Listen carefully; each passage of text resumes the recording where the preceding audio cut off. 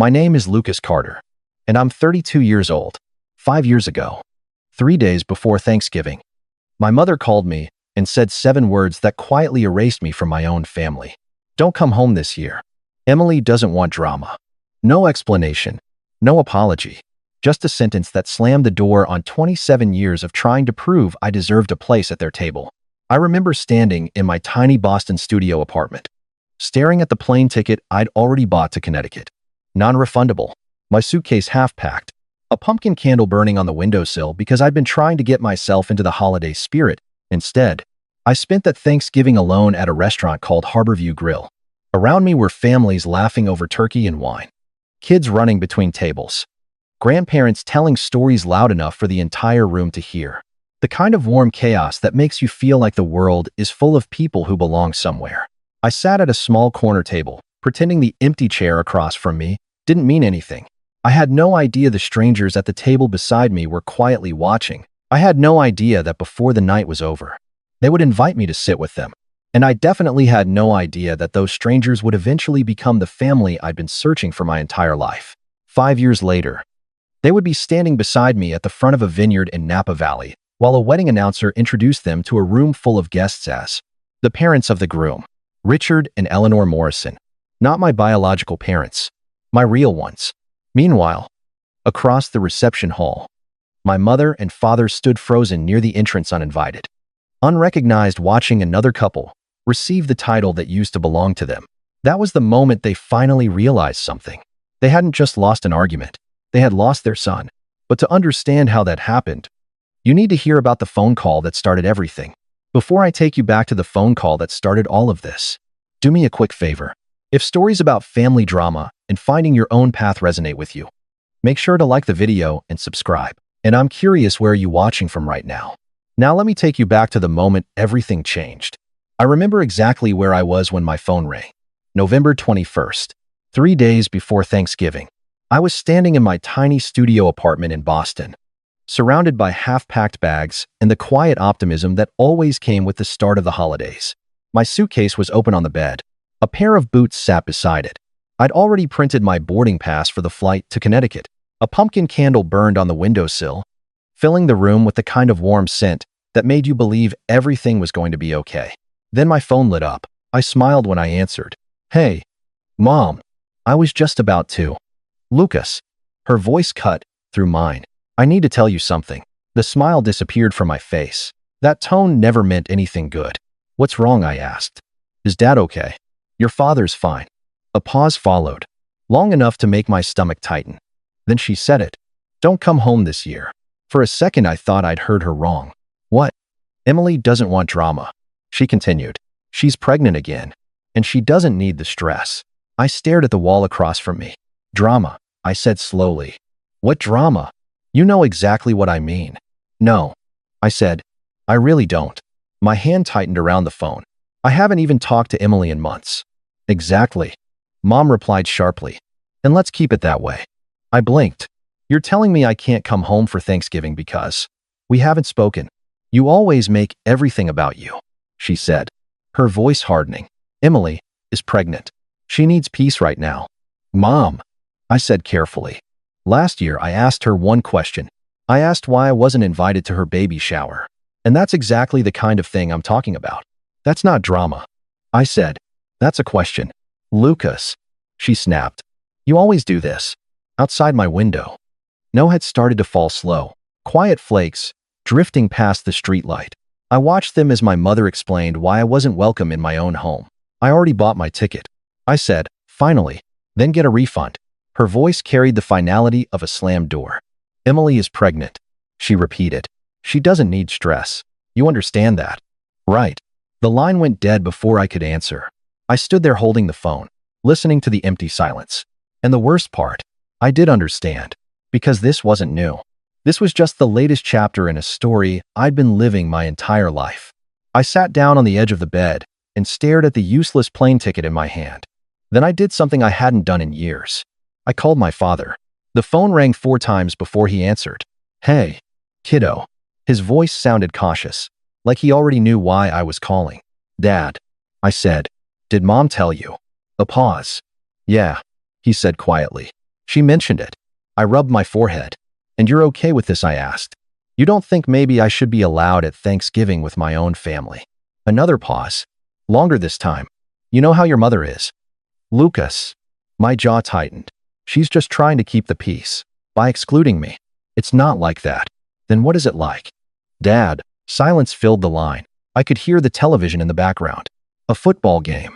Probably. Tell me. I said. Because from where I'm standing, it looks like you're all choosing Emily over me again. Nothing. I could almost picture him sitting in his recliner, rubbing his forehead the way he always did when conversations got uncomfortable. Dad. I said finally. Do you want me there? 5 seconds passed. Then 10. When he finally spoke. His voice was quieter than I'd ever heard it. I think it's better if you listen to your mother this year. Something inside me went still. Not angry. Not even sad. Just quiet. Okay. I said. Lucas. Don't be like. I said okay. I hung up before he could finish. He didn't call back. And as the winter light faded outside my apartment window, I realized something that would change the rest of my life. My father had just been given a chance to choose me. Just once. And he chose silence instead. I wish I could say that phone call surprised me. But as I sat on the edge of my bed staring at the useless plane ticket in my hand, the memories started lining up in my mind, like scenes from a movie I'd watched too many times. Mom hadn't invented that excuse about keeping the peace. That had always been the rule in our house. Peace meant Emily got what she wanted, and everyone else adjusted. Usually me. The first memory that came back was my 16th birthday. I'd spent weeks planning a small celebration with a few friends from my basketball team. Nothing big, just pizza, cake, and maybe bowling afterward.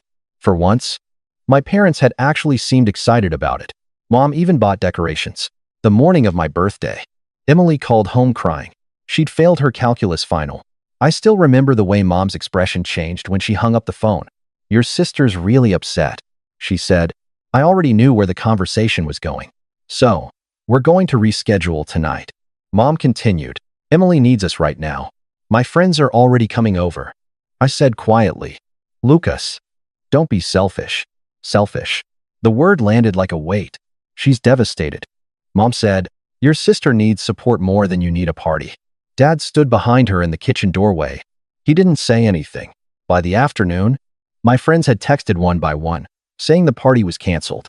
We spent that entire evening at Emily's apartment instead.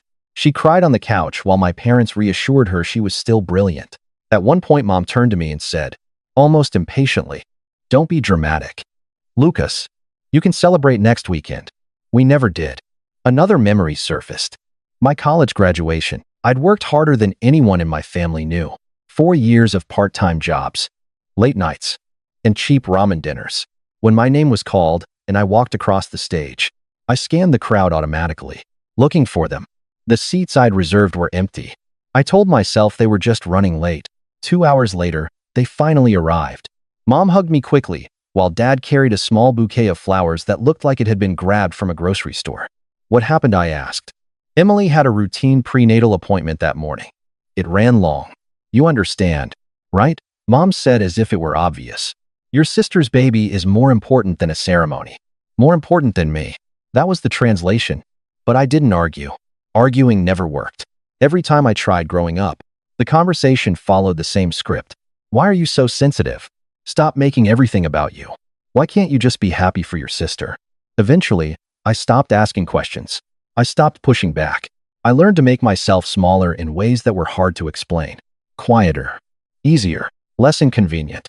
I thought that if I became agreeable enough, if I stayed calm, if I didn't complain, if I kept my expectations low enough, maybe one day things would change. Maybe one day they'd look at me the way they looked at Emily. Like I mattered. Like I belonged.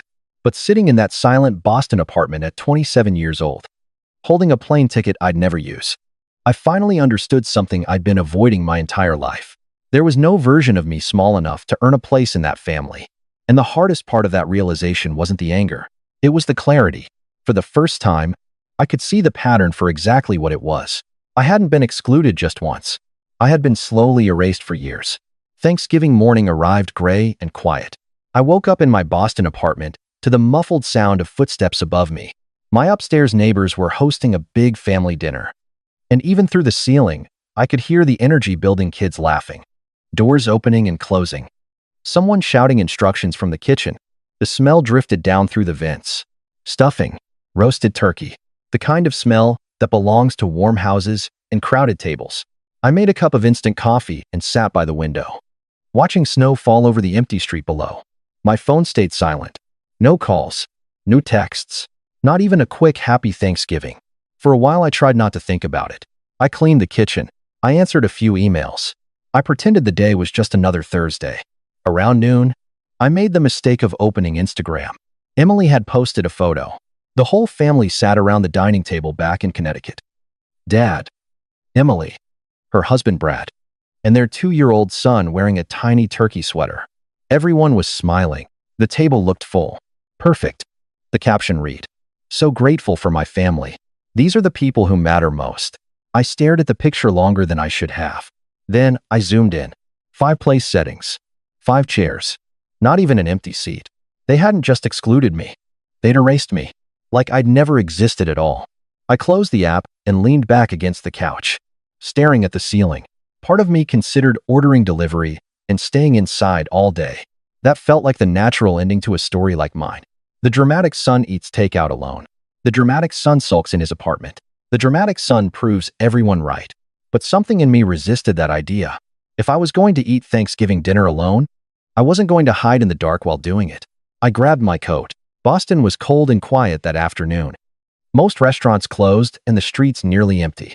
A few places still had lights on, though mostly older establishments that kept holiday hours for travelers and people who didn't have anywhere else to go. That's how I found Harborview Grill. It was one of those old Boston restaurants that had probably looked the same for 40 years. Dark wood paneling, brass fixtures, candlelit tables, and the steady hum of conversation echoing off the walls. The moment I stepped inside, warmth hit me like a wave. The smell of roasted turkey and fresh bread filled the air, and everywhere I looked, there were families, large tables crowded with grandparents, parents, children, and cousins, couples sharing quiet dinners, friends raising glasses and laughing like they'd known each other forever. The whole room carried that unmistakable feeling of belonging. The hostess looked at me for a second before asking gently, "Just one tonight?" "Just one." She led me to a small table near the back corner of the restaurant. It was tucked beside the kitchen doors and only a few feet away from a much larger group that had pushed several tables together. 3 generations. From what I could tell, an older couple sat at the head of the table. 2 adult sons and their partners filled the middle seats. Kids ran between chairs, occasionally getting scolded for being too loud. They were passing plates back and forth, interrupting each other, laughing over stories that clearly didn't need explanation. The kind of conversation only families could have. I sat down across from my empty chair and opened the menu, pretended this was normal. My server arrived with a polite smile and a basket of warm bread. "Can I get you the Thanksgiving special?" "Yeah," I said. "That sounds good." A few minutes later, a full plate arrived in front of me. Golden turkey, mashed potatoes, cranberry sauce, perfectly plated. It looked like something from a magazine. I picked up my fork and realized I couldn't taste any of it. From the corner of my eye, I watched the family beside me. They teased each other, argued about football. One of the kids knocked over a glass of water, and everyone laughed instead of getting angry. And suddenly something shifted in my chest. This is what family is supposed to feel like. Not tension, not walking on eggshells, not silence. Warmth, belonging. For 27 years, I'd been trying to earn a seat at a table where I was never actually wanted. I'd stayed quiet when I should have spoken up, apologized when I hadn't done anything wrong, shrunk myself into smaller and smaller versions of who I really was.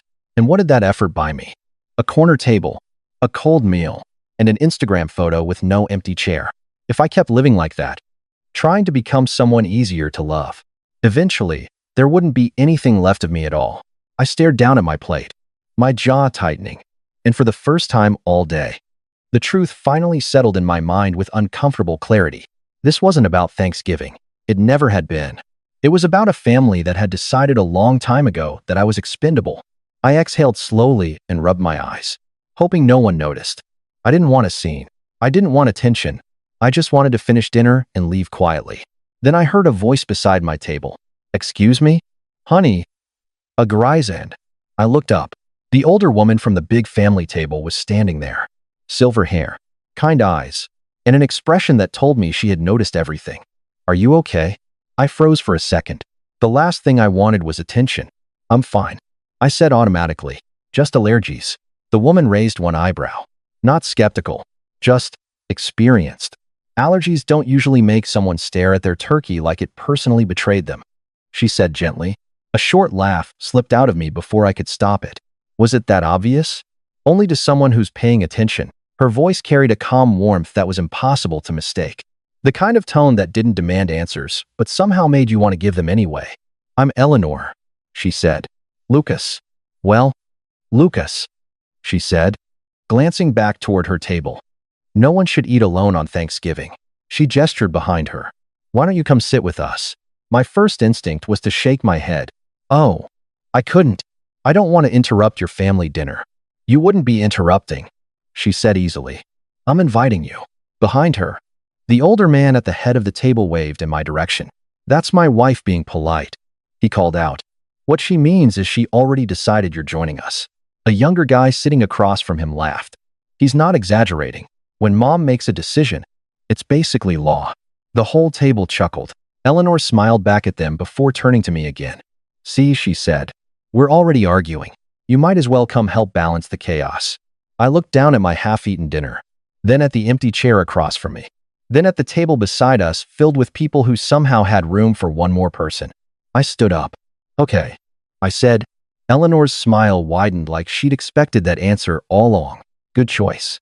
The moment I stepped over to their table, people started shifting chairs without hesitation. Someone pulled an extra seat over. Someone else handed me a plate. Before I even sat down, a glass of wine appeared in my hand. "Welcome to the circus," the older man said, extending his hand. "Richard Morrison." I shook it. "Lucas Carter." Richard nodded approvingly. "My wife, Eleanor." "Obviously, that's our son, Daniel." "His wife, Sarah."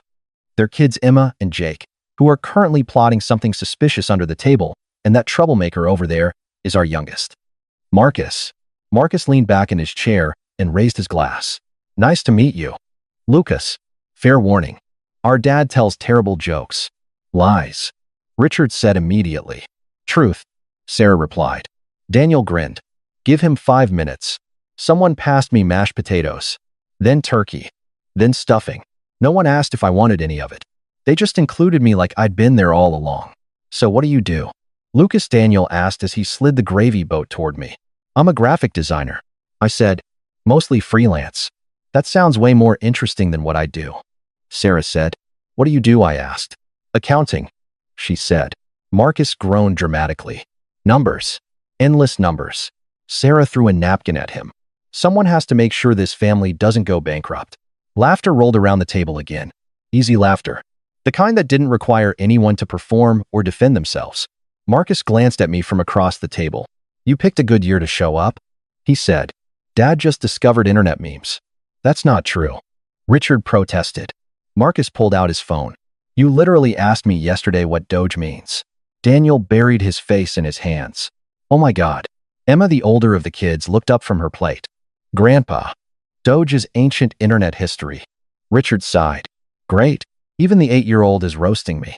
I found myself laughing again. Not the polite kind. A real laugh. It surprised me how natural it felt. At some point during dinner, Richard raised his wine glass. "I'd like to propose a toast." The table quieted. "To unexpected guests," he said, glancing at me with a warm smile. Because sometimes they turn out to be exactly who was missing. Everyone raised their glasses. Even me. For a moment I just looked around the table. At the easy conversation. At the way people leaned into each other when they spoke. At the kids arguing over dessert like it was a life or death situation. And something inside my chest loosened in a way I hadn't felt in years. After dinner, while the kids ran laps around the restaurant and the men started debating football scores, Eleanor quietly moved into the chair beside mine. "How are you doing?" she asked softly.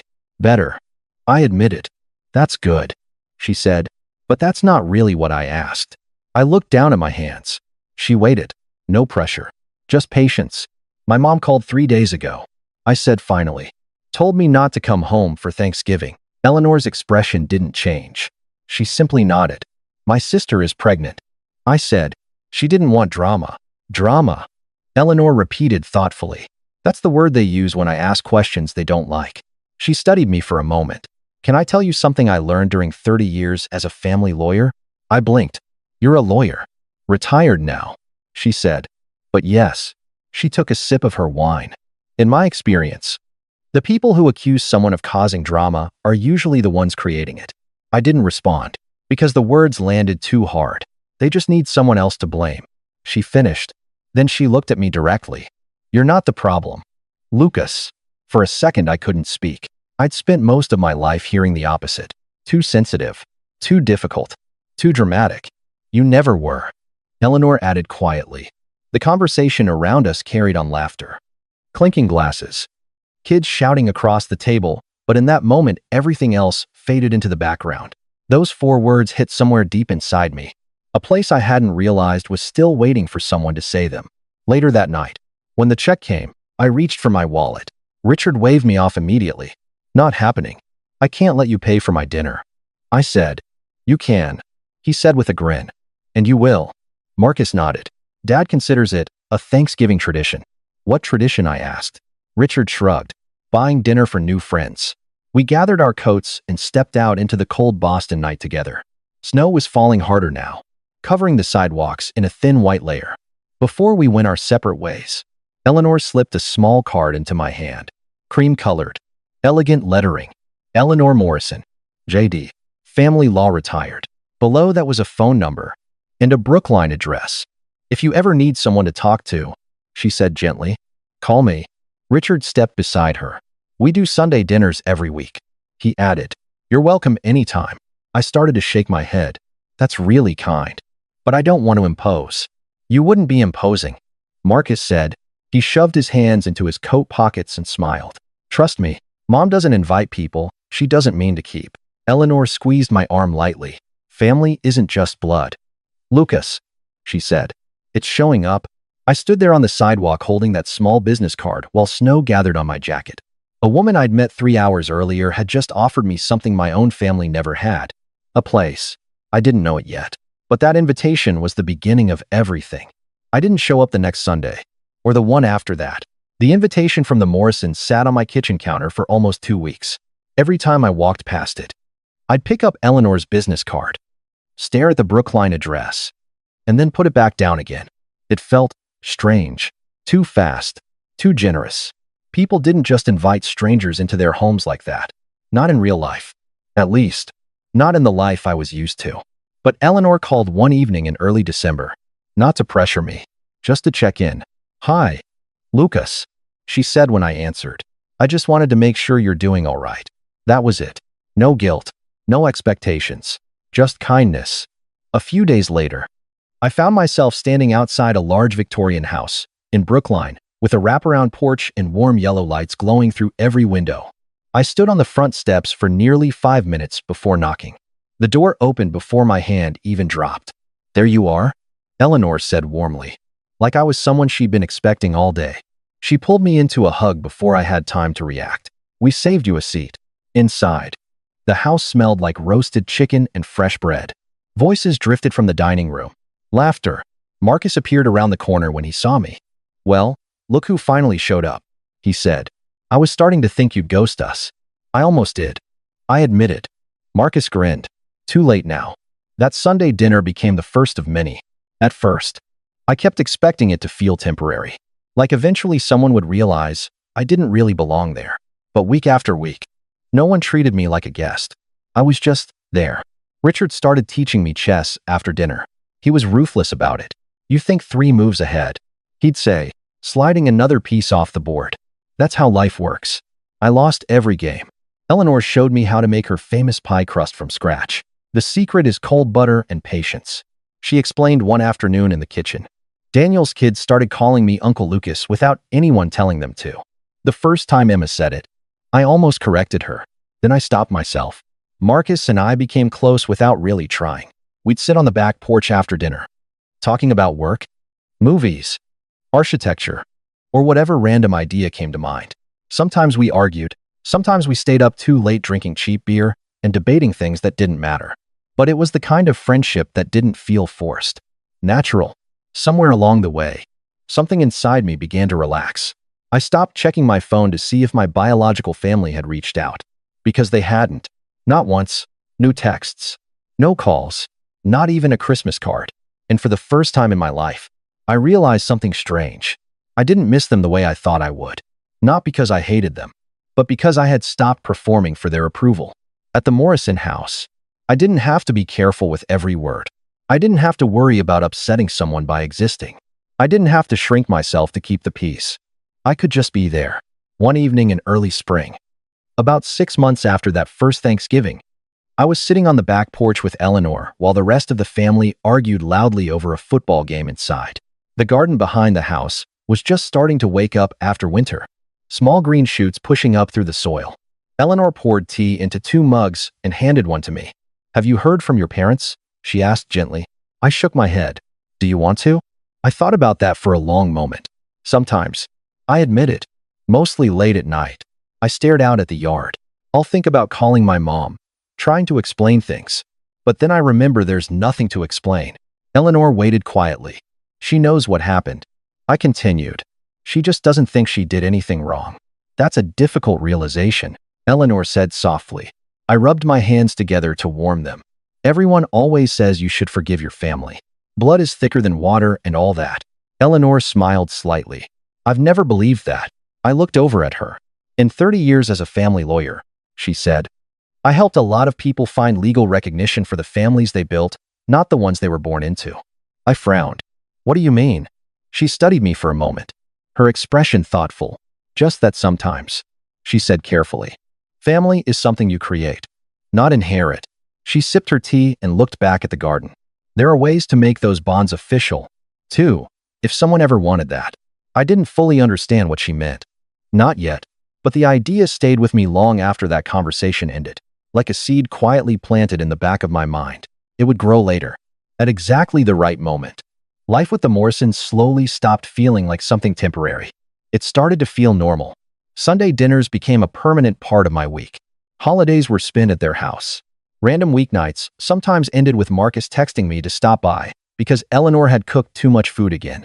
Somewhere along the way, another person quietly became part of that rhythm. Clara.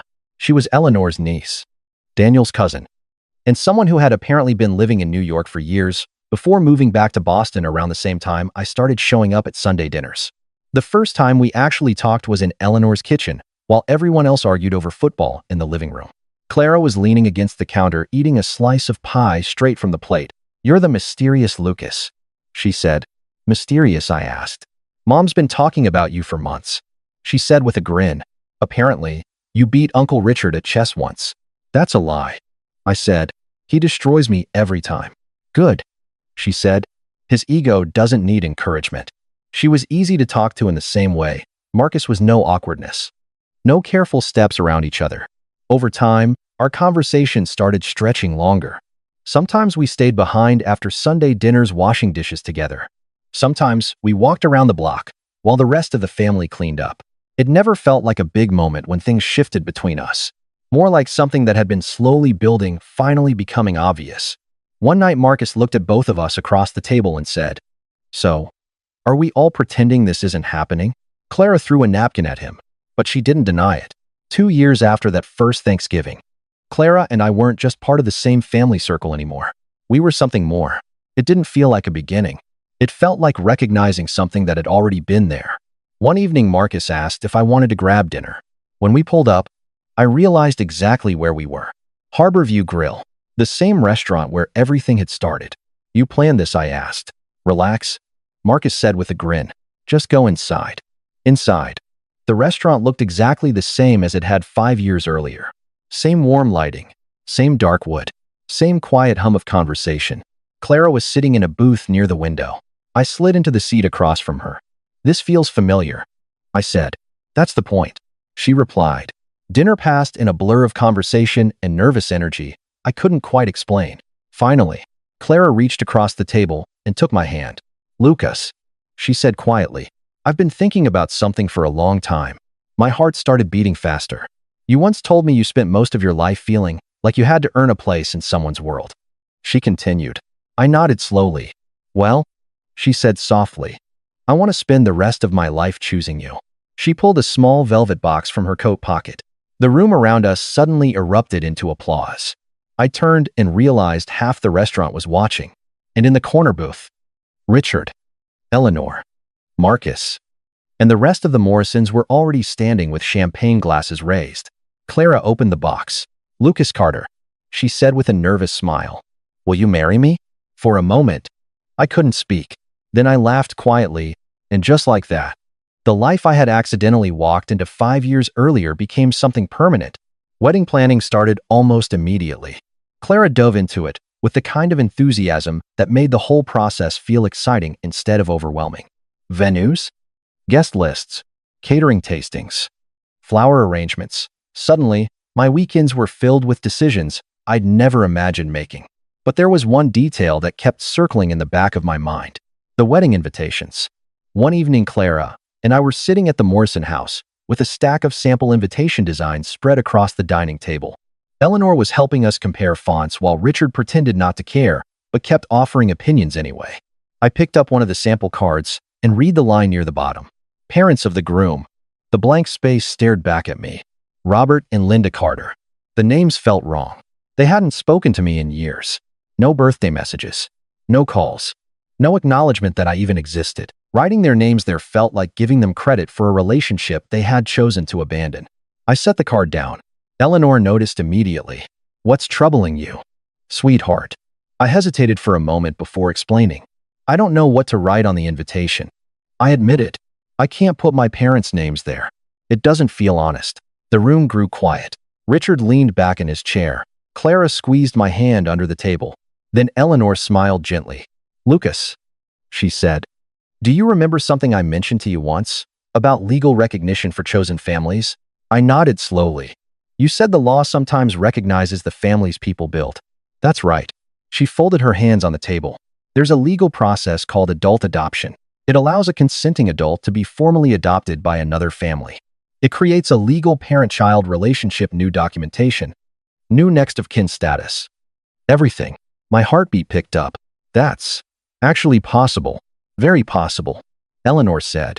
"I helped many families through it during my career." I looked at her, then at Richard. Two people who had welcomed me into their home without hesitation 5 years earlier. People who had treated me like a son long before any paperwork existed.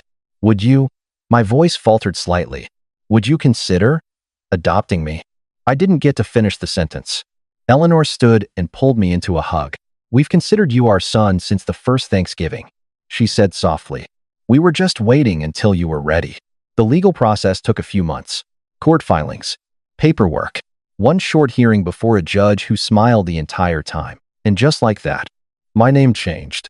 I walked out of that courthouse with a new birth certificate and something I'd never truly had before: a family that had chosen me.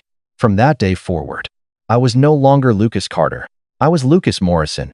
The wedding day arrived on a perfect June afternoon in Napa Valley. The vineyard stretched out in every direction, rolling green hills, long rows of grapevines, sunlight spilling across the valley like something out of a postcard. Clara had chosen the venue months earlier, and standing there that morning, I understood why. It felt peaceful, like the beginning of something new. Inside the groom's suite, Marcus was adjusting his tie, while Richard stood by the window pretending he wasn't emotional. "You look good, kid," Richard said after a moment. "Thanks," I replied. But the truth was, my nerves had nothing to do with the ceremony. Clara and I were solid. I had never been more certain about anything in my life. What worried me was something else. 3 months earlier, my biological family had discovered the wedding. It started with a text from my sister Emily. "Did you know Lucas is getting married?" I stared at the message for a long time. Then I blocked the number. After that, my mother called 5 times in a single day. I didn't answer any of them. Finally, a text came through. "Why didn't you tell us we're your family? Call me immediately." I deleted the message. 3 years of silence. 3 years of pretending I didn't exist. And suddenly they remembered they had a son. I had moved past anger long before that moment. Mostly, I just felt tired. That's why we hired security for the wedding. Not out of fear, just preparation. Marcus finished tying his tie and looked at me. "You ready?" I nodded. The ceremony itself was everything I hoped it would be. Eleanor walked Clara down the aisle first, glowing with pride. Richard stood beside me, steady and calm. The vows Clara and I had written together made half the guests cry, and the other half pretend they weren't crying. When we finally said I do, something inside me settled. For the first time in my life, I wasn't chasing a place to belong. I had already found it. The reception moved into a beautiful stone barn overlooking the vineyard. Music filled the room. Guests laughed, clinked glasses, and danced under strings of warm lights. It felt effortless, until the security guard approached me quietly near the bar. "Morrison," he said, "there are two people at the entrance claiming to be your parents." I had been expecting this. Marcus stepped beside me. "You want me to handle it?" I shook my head. I looked across the room at Clara, laughing with Eleanor. "This is my moment," I said. "I'll handle it." I considered my options. I could have them removed immediately. I could have ignored them entirely. But something inside me said no. Let them see. Let them see the life I built without them. Let them in. I told the guard. But seat them in the back. A few minutes later, I spotted them. Linda and Robert Carter stood near the far wall of the reception hall, looking uncertain and out of place among the 100 guests celebrating my wedding. They scanned the room, confused. They hadn't noticed the program yet, or the name printed on it. Perfect timing. The master of ceremonies stepped up to the microphone. "Ladies and gentlemen," he said, "if I could have your attention for just a moment." The room quieted. Glasses paused midair. "Before we continue the celebration, I'd like to introduce two very special people." Across the room, my mother straightened immediately. I could almost see the expectation in her posture. "Please join me in welcoming." He paused dramatically. "The parents of the groom." Linda lifted her chin. She looked ready to accept the recognition she believed belonged to her. "Richard and Eleanor Morrison." The room erupted in applause. Richard and Eleanor stood from the head table, smiling warmly as guests cheered and raised their glasses. Cameras flashed. Laughter filled the room. Across the reception hall, my mother's face went pale. I watched realization spread across her expression in slow motion. Confusion, disbelief, then understanding. She grabbed my father's arm. "What did he just say?" Robert looked just as stunned. Meanwhile, around them, guests continued clapping and congratulating the couple they assumed had raised the groom. To everyone in that room, Richard and Eleanor Morrison were exactly what they appeared to be. My parents. Linda pushed through the crowd toward me. Her voice dropped to a sharp whisper when she reached me. "What is going on?" I met her eyes calmly. "My legal parents. I was adopted 3 years ago." Her mouth opened slightly. "You can't just replace us." I didn't raise my voice. "You replaced me first." "That's not true. You told me not to come home," I said evenly. "You chose Emily." Every single time. Guests nearby had started noticing the confrontation. Conversations faded. Linda's voice trembled with anger. "I'm still your mother." "Not legally," I replied, "and not emotionally." Marcus moved quietly to my side. The room had gone almost completely silent. Then my father spoke. For the first time in decades. "Lucas." His voice cracked. "I'm sorry." I turned toward him slowly. Robert Carter looked older than I remembered. Smaller somehow. "I should have done better." He continued quietly. "I knew how your mother treated you. I knew how things were with Emily." His voice broke. I just stood there. A tear slid down his face. I let it happen. Linda grabbed his arm. "Robert, stop." He shook her off. "You were my son," he said to me. "And I failed you." For a moment, something painful twisted in my chest. Not forgiveness, just recognition. "I know you're sorry," I said gently, "but sorry doesn't undo the years." Eleanor appeared beside me, her hand resting lightly on my arm. Linda glared at her. "You stole my son." Richard stepped forward then. "Steady. We didn't steal anything," he said. His voice carried across the silent room. 5 years ago, your son was sitting alone in a restaurant on Thanksgiving because his own family told him he wasn't welcome. He looked directly at Linda. "My wife invited him to our table." Richard's voice grew firmer. "We didn't steal your son." He paused. "You gave him away." Linda flinched. Security moved closer. Richard placed a hand on my shoulder. "Lucas is a Morrison now," he said quietly. "And Morrisons protect their own." He nodded to the guards. "Please escort these people out." Before they could move, I stepped forward. Everyone froze. I looked at my biological parents. "I don't hate you," I said calmly. Linda blinked in surprise. "I've made peace with who you are." I continued. "You're not villains. You're just people who couldn't love me the way I needed to be loved." Robert lowered his head. But I've also made peace with who I am. I stood straighter. I'm someone who deserves to be chosen. I gestured toward the Morrisons. You didn't choose me. They did. Security guided my parents toward the exit, and as they disappeared through the doors, the room slowly filled with applause. Not for the drama, for the truth, for the life I had chosen to build. The rest of the wedding went exactly the way it was supposed to. Once my biological parents were escorted out, the tension in the room slowly dissolved. Music came back. Conversations restarted. Someone popped another bottle of champagne, and the dance floor filled again. Marcus dragged me into the center of the floor. "All right," he said, clapping his hands. "Emotional family drama is officially over. Back to celebrating." Clara laughed and pulled me into a slow spin beneath the string lights. For the next few hours, I allowed myself to forget everything else. We danced. We cut the cake. Richard gave a speech that somehow made half the room cry and the other half laugh. Eleanor hugged Clara so tightly during the mother of the groom dance that the photographer had to gently remind them people were waiting. And for the first time in my life, I experienced a moment that felt completely uncomplicated. The next morning, though, my phone started lighting up. Texts from cousins I barely remembered. Messages from distant relatives who suddenly had strong opinions. How could you do that to your mother? Family is family, no matter what. You embarrassed your father in front of everyone. I deleted them one by one. No response. No explanation. 3 decades of silence had taught me something important. You can't argue someone into understanding a truth they refuse to see. Later that afternoon, a message appeared from someone unexpected. Aunt Patricia, my dad's younger sister. We hadn't spoken in years. I opened the text. "Lucas, I heard what happened. I want you to know something. I'm proud of you." I stared at the screen for a long moment. "Your mother and Emily always treated you unfairly," she continued. "I tried to say something once. Your mother stopped speaking to me for a year, but you deserved better. You always did." My chest tightened slightly. I typed back one sentence. "Thank you. That means more than you know." A few days later, my sister, Emily, sent a handwritten letter. I almost threw it away without opening it. But curiosity won. The letter was exactly what I expected. She said Mom was devastated. She said Dad hadn't been the same since the wedding. She said family was complicated. And then, almost casually, she wrote the sentence that confirmed everything had stayed exactly the same. "You always made things harder than they needed to be." I folded the letter and put it in a drawer. Marcus came home a little later and found me in the kitchen. "What did she say?" he asked. "Nothing new," I replied. "She still thinks I'm the problem. Does that bother you?" I thought about it for a moment. "No," I said, "because it's not my job to make her understand." And for the first time in my life, that answer felt completely true. 1 year later, life looked very different.